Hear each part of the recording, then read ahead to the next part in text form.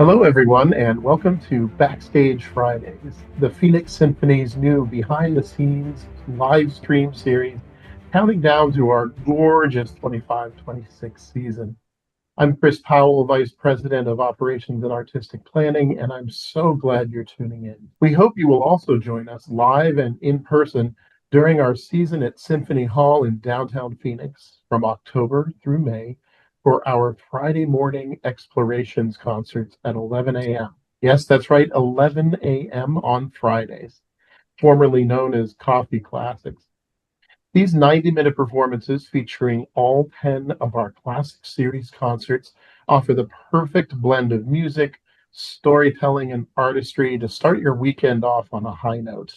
We have a fantastic season ahead, and today we're previewing our 25-26 film series, which feature your Phoenix Symphony, providing the live soundtrack to full feature films projected above the orchestra on a big screen.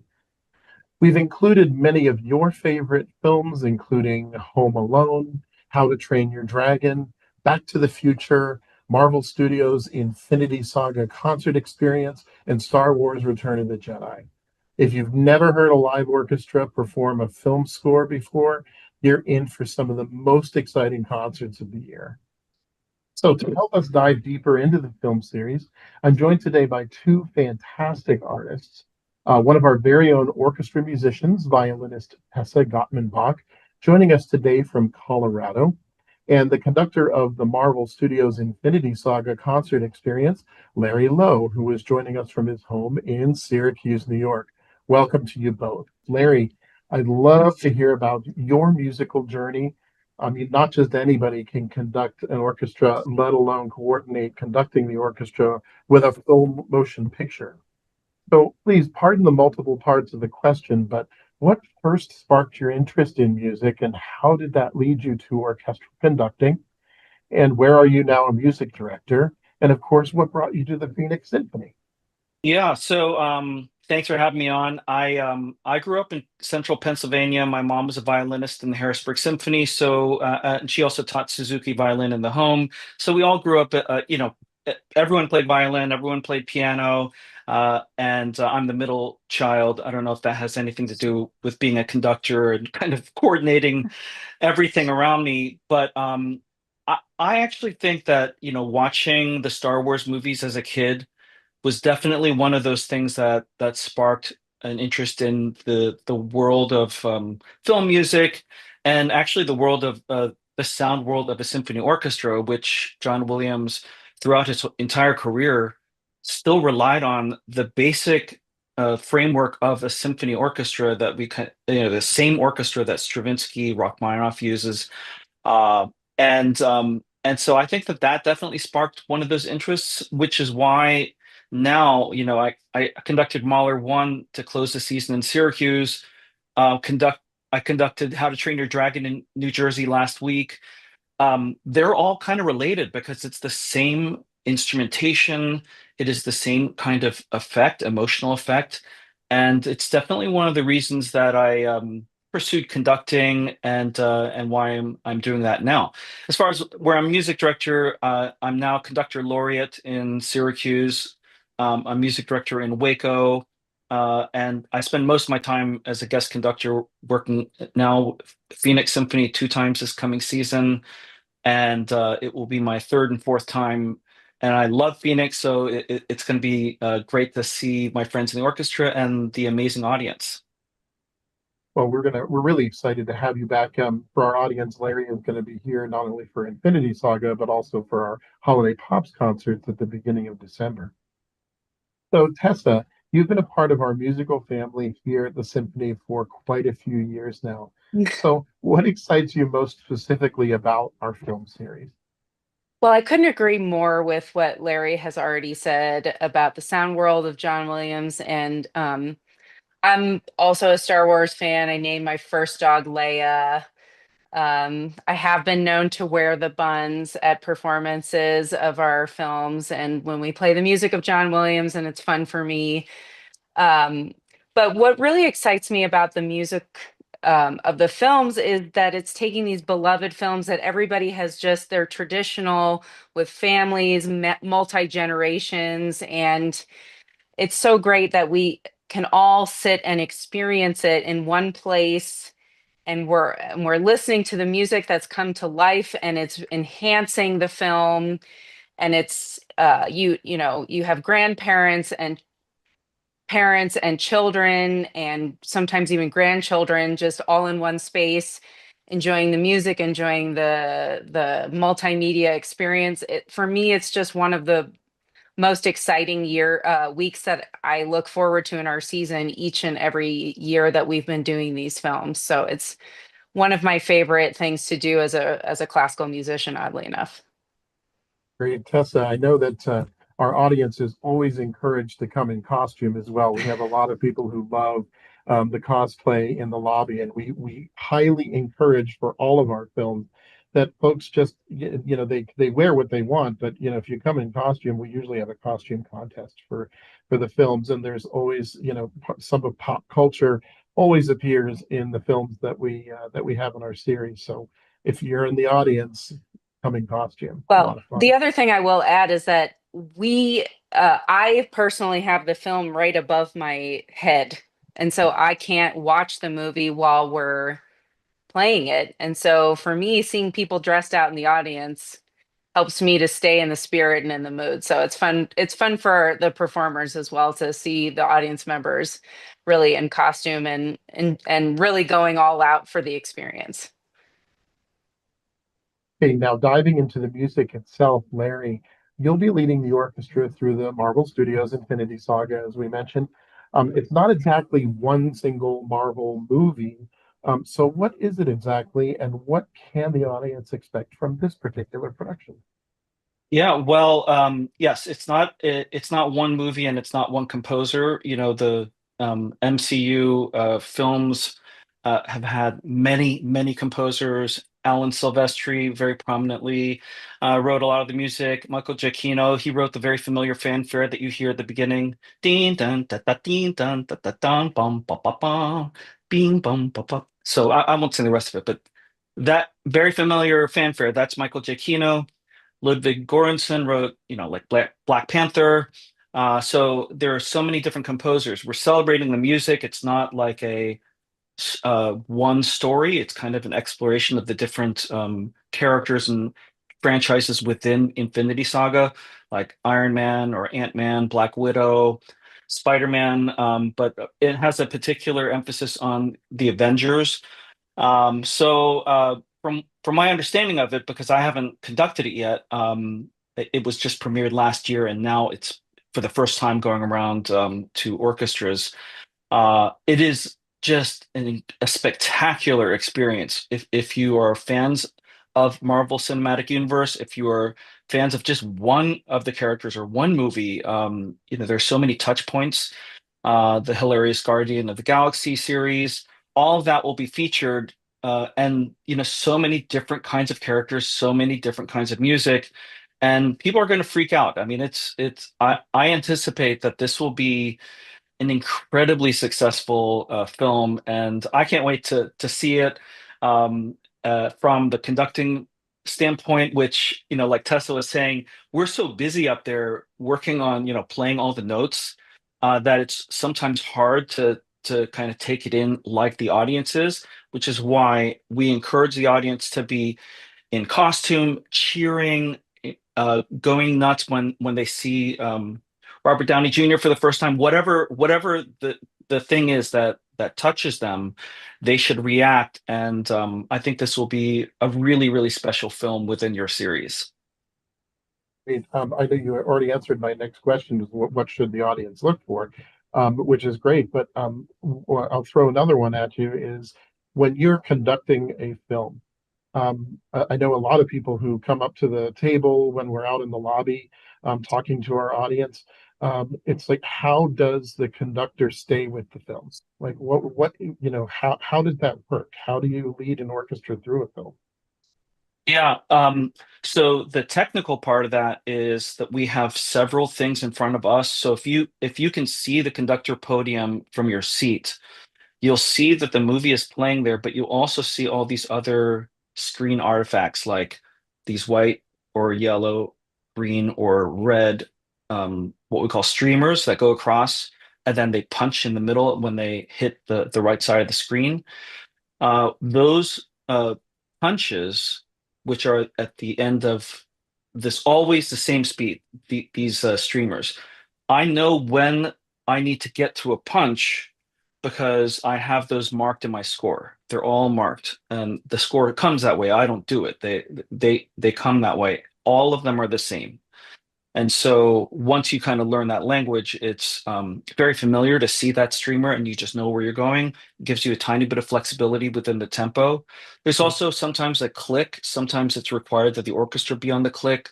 Sometimes just the conductor, which is what in general I would prefer if it's just me so the orchestra can just play, because it's difficult to play your instrument, hear the other instruments while you're also listening to a click.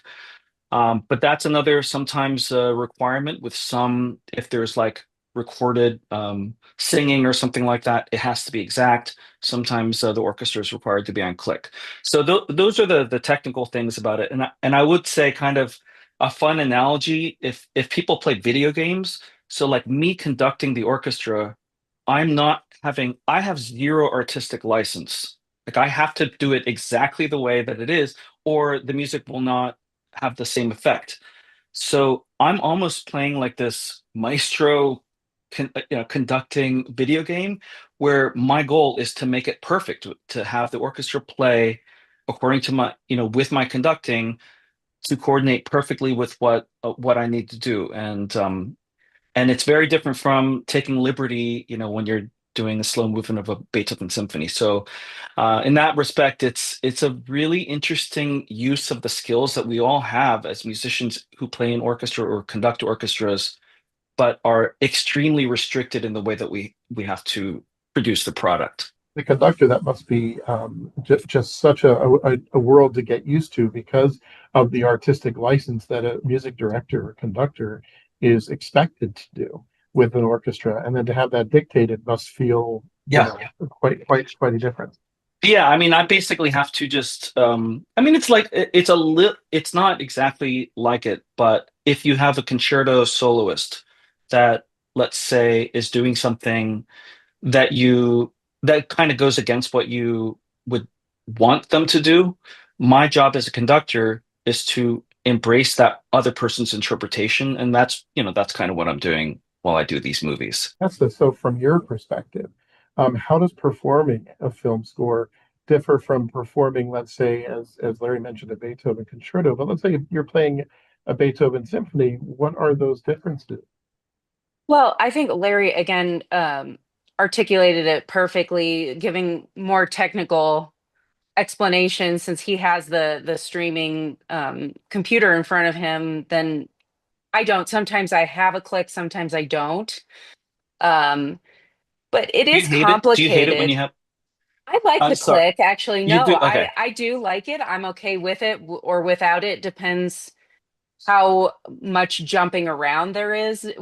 Some of the movies, the worst example I think I can remember is Wizard of Oz, where there's no notice. There was no smooth transition. Bugs Bunny was very difficult as well.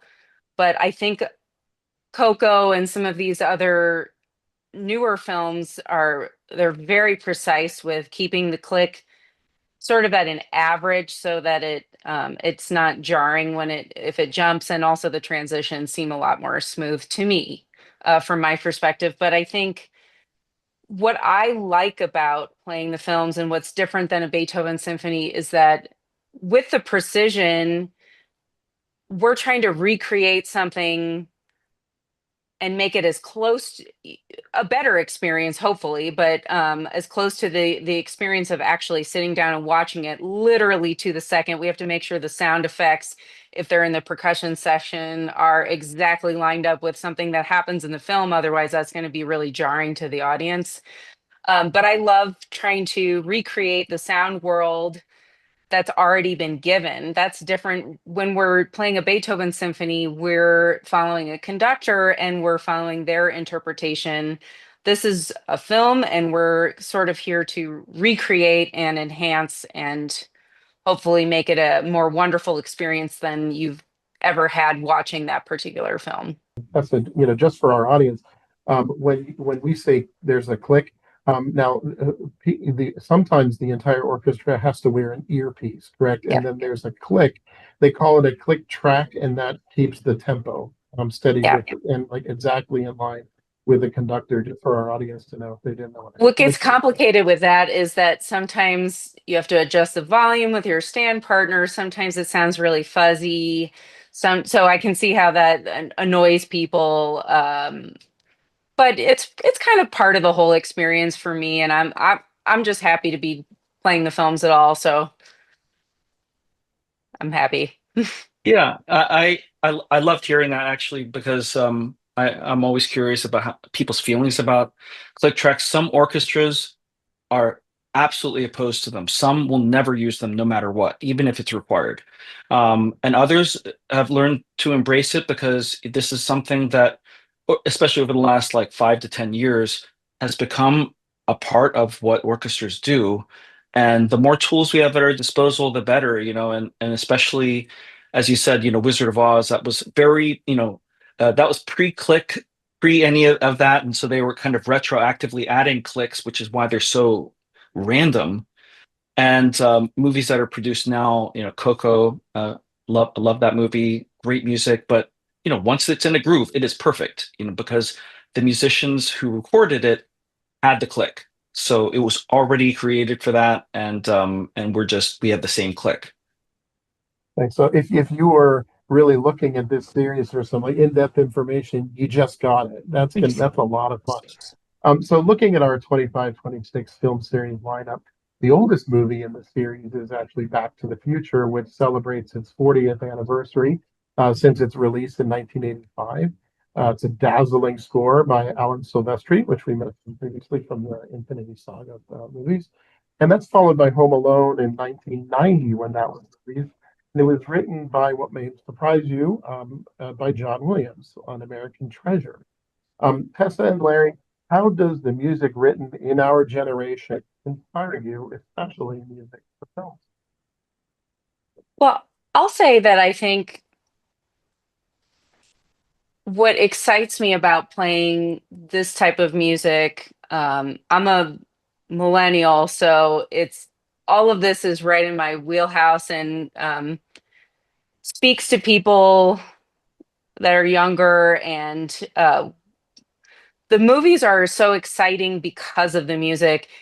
And when it sounds so exciting, that's because the music's really difficult and it requires a lot of our wind and brass players and our string players. Like Back to the Future, that we've played that suite before, and that's fiendishly difficult for all instruments, I believe. So I'm definitely going to be looking at that music as soon as it's available to me. Home Alone is just full of character. I mean, all of these things are just, they're a part of our childhood growing up. I'm speaking for myself. These were movies that I loved when I was younger. And so it's just a thrill to be a part of something and just have other people come and experience it. Definitely. And Tessa kind of alluded to this. There is, because if you grew up with some of these films, there's a certain nostalgic element that happens when you see, oh, we're going to get to see Back to the Future, and we're going to go to a theater and see it with a whole bunch of other people, probably many who all know every line in the movie. And it's going to be this kind of over the top performance because the music is performed live by the orchestra on the stage while it's happening, which we talk about coordinating and trying to recreate the music, but the music in these films, it's usually turned down so softly so that like the sound editor of these films, this annoys people like John Williams. He talks about this, that he writes all this great music and then they make it really really soft so you can't even hear some of it. You'll hear all of it and you'll hear it performed by an orchestra that also knows you're out there in the audience.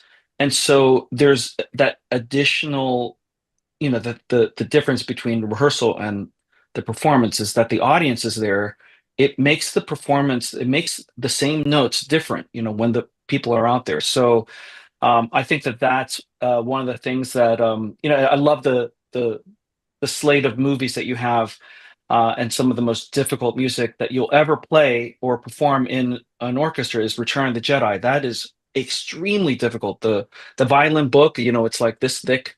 I have 5 scores when I conducted that. It's 5 books to get through that. Each one is, thick like this. Um, the process of putting that together, it's so meaningful, and I think when audiences come, they have that jolt of nostalgia, and also they get something that maybe they didn't even expect, which is this communal experience. And I think that's going and seeing a movie together that you're all fans of and reacting in real time is just totally special, and something that even just going to the movies with other people, this is a completely different level emotionally. Oh, absolutely love that electrifying unit for sure. All right, time for something a little fun. This one's for both of you. What's one thing that audiences might not expect about preparing for film concert performance? It could be about the rehearsal process, your instrument endurance, or even the backstage vibe. Well, I think we have to put quite a bit of preparation into the movies, because we know every note's going to be heard. I do my what I call score study at home, where I will, as soon as our part's available, I will re-up whatever subscription, whether it's Disney or whatever that I need to do to watch the film while I look at my part and find out particularly what's very exposed or not, because if it sounds like somebody's flying through the air like in Harry Potter, I know I need, or it's a battle scene, for sure I need to look at those places extra hard. And what's great is in the music, there are metronome markings in there. And so I know exactly what to expect when it happens. And so it really helps my level of preparation. Sometimes when we're playing like a Mahler symphony, we don't know if the conductor is going to take something so difficult that we can't play all the notes, without extra practice. But with the movies, you pretty much know what to expect. And I like that expectation. The whole process is fun. It's exciting. And I think I don't do anything weird other than other concerts. I would just say I need to just turn my focus brain on extra hard during the film sometimes. And Larry? Yeah, I was wondering if musicians watch the movie and play or listen to their part along to that. That's great. I mean, I think one of the things the audience might be surprised to hear is how little rehearsal we have. So usually I've done them with 1 rehearsal, 2 is kind of average, 3 is a luxury.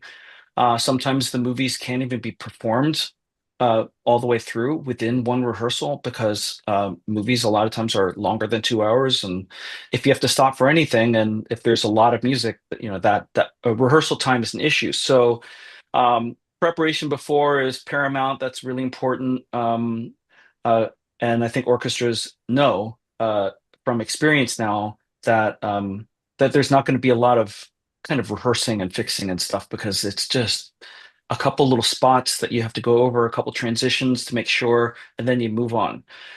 So the rehearsal process is it's not luxurious. It's very, very fast, and I'm very used to it. So I kind of know, oh, that will be a train wreck if I don't make sure everyone knows what's happening. So I'm going to make sure we do that. We have one added maybe element that makes things a little bit extra difficult in our hall, which is that we don't use a shell for these films. And so I think part of the rehearsal is really just making sure everybody can hear each other and figure out how to play together. That seems more than like, let's fix this part. It's just, can you hear what you're playing with? Because we don't all have a score to look at beforehand and know that, like, if somebody's, 200 feet across the stage. We have to play something really together with them, and we don't know that until we're rehearsing. Yeah, and what the audience doesn't see is a lot of times there's so much technology and what we call backline on the stage, and the speakers, the microphones, the in-ear monitors, the whole stand for the conductor. There's it's an entire production on that stage, and the musicians are kind of like balancing around all the wires that are actually on the floor to be able to make this happen. It's a really, it's a full production for everybody. So this is what we are calling in all of our series the rapid fire round. And so we'll shift gears with a few rapid fire questions and just say the first thing that comes to your mind. And we'll start this one with Larry. Okay, question number one. Now Tessa has an advantage just because she gets to hear all the questions. So number one, what's your go-to pre-concert ritual? Stretching. I have to stretch. Do you have any musical superstitions? I knock on wood. I don't. Someone said, okay, like the first time I went out to conducting, my first job was in Colorado Symphony, and the stage manager would say, "Toy, toy, toy," and he would knock on wood.